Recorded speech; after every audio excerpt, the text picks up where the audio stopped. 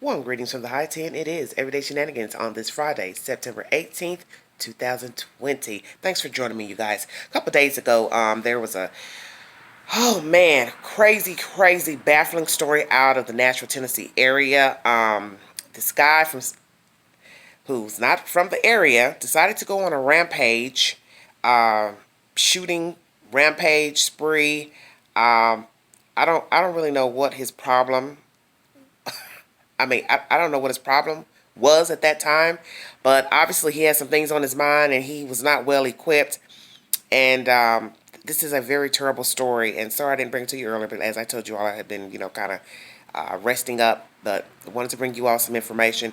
If you need verification for the storyline, please log on to Channel 5 Nashville News. This is a brief synopsis of what took place on Sunday. Timeline of I-24 shootings, carjackings that killed 2 and injured several. Here's the timeline of Sunday's deadly crime spree on Interstate 24 as provided by authorities. 2 people were killed and several others were injured before the suspect took his own life. 9:30 a.m. D'Angelo Dorsey is accused of shooting and killing Darcy Johnson and injuring another passenger with whom he was traveling on I-24 near Beech Grove in Coffee County. And there are photos of the suspect. Traffic comes to a stop due to the shooting. 9:45 a.m. Authorities say Dorsey attempts to carjack a nearby driver who escapes by running away.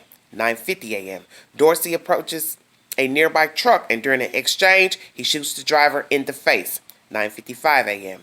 Dorsey approaches another driver as she tries to drive away. He reportedly shoots through the window, hitting her in the hand with a bullet. 10 a.m. Dorsey drives off in an undetermined vehicle. Dorsey rear-ends Jordan and Eileen Stevens' Ford Mustang while they're on their way to church in Murfreesboro. Authorities say Dorsey takes them hostage at gunpoint when they get out since they assumed it was a fender bender. From that point, authorities say, Dorsey forces the Stevens to drive to their house in the Smart Station community located in Warren County. Dorsey steals their guns and switches to the RAV4 vehicle. Dorsey takes them to a place in McMinnville, separates them, and shoots Jordan Stevens in front of his wife Eileen and leaves his body there. Eileen Stevens is forced back into the RAV4 and they return to I-24. 3:30 p.m. Police spot Dorsey on I-24 and start pursuing the vehicle. 3:45 p.m. Dorsey crashes and takes his own life. Eileen Stevens survives. And I need to also let you all know that, in this said commentary, they didn't mention this, but Miss Eileen Stevens is pregnant. And it has been stated in other articles that on this chase down the highway, he crashes the car flips. Luckily, by the grace of God, Eileen lives, and this is when Mr. Dorsey takes his own life. This is a very harrowing story. Just crazy. You can Google said articles on this said story where they give you the detailed information of the chase and everything and the car crash. It also states in this article, if you would like to help the Stevens family during this time, you can donate to their GoFundMe or to the First National Bank in McMinnville. This is just a crazy story out of the Nashville, Tennessee area. For many of you who are from Tennessee or familiar with Tennessee, you know that Murfreesboro is right outside of Nashville, Tennessee. Nashville, Tennessee is 3 or so hours from Knoxville, Tennessee. About 3.5, depending on what part of Knoxville, Tennessee you live in. This is just crazy. This guy happens to be African American who committed these heinous crimes. His name is D'Angelo Dorsey. He is now decedent. He is no longer alive. I don't know what his motivation was that day to keep going from car to car, trying to get a car. And that's what's crazy about the story is that initially he's gotten into a car and then he's jumping, getting another car. Then he's shooting this person because they won't open the door. One person runs away. Then he shoots a truck driver in the face. Then he finds this couple and he gets them. And then he gets another car from their home, kills the husband. So none of this makes any sense because at some point you can see he's gone from car to car to car, jumping from car to car. So what was the motive And I'm sure you're going to hear all type of whack stories and crazy commentary what people think. And because he's African American, if some of these people happen to be Caucasian, was it a race issue? I don't know. I haven't heard that being mentioned. But I'm just going to go ahead and throw that out there. The picture of the decedent, that guy appeared to be Caucasian. The girl, she appears to be Hispanic, but I'm not really sure because they haven't been mentioned. But that couple, that was the last couple he dealt with. And that was the couple that he took to their home and stole their other vehicle, the RAV4, and then killed the husband. And it's also stated that he told the lady, the pregnant lady, I don't kill pregnant women, which is so crazy because it's like, well, why are you killing the husband? You don't have any reason to kill him. And you shot that lady in the hand trying to get in her car. How you know she wasn't pregnant? You see where I'm going with this? None of this. This story is so whack, it makes no sense why this guy went from car to car to car. What was his motive to jump from car to car, get a car, then take those people back to their house, jump into another car? Why didn't you get car one and get on your damn merry way wherever you were going?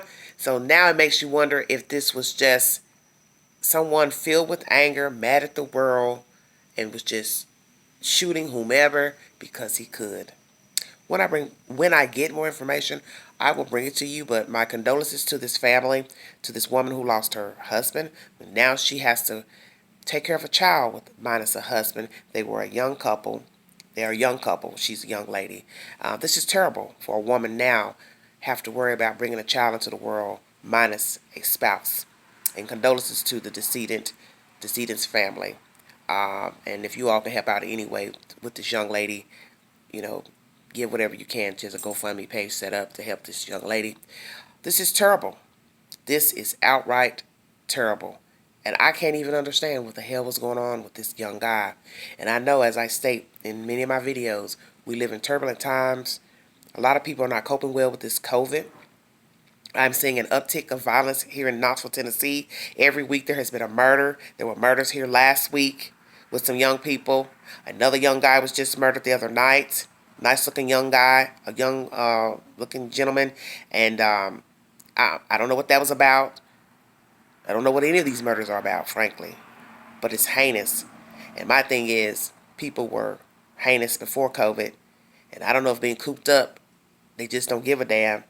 And my thing is, if you're not going anywhere, there's nothing open for you to even have an argument with somebody about why are you going up shooting people. You understand what I'm saying? Why are you killing people? Because we're not even supposed to be really having anything open, such as bars and clubs, you know, where people can get into a dispute about something.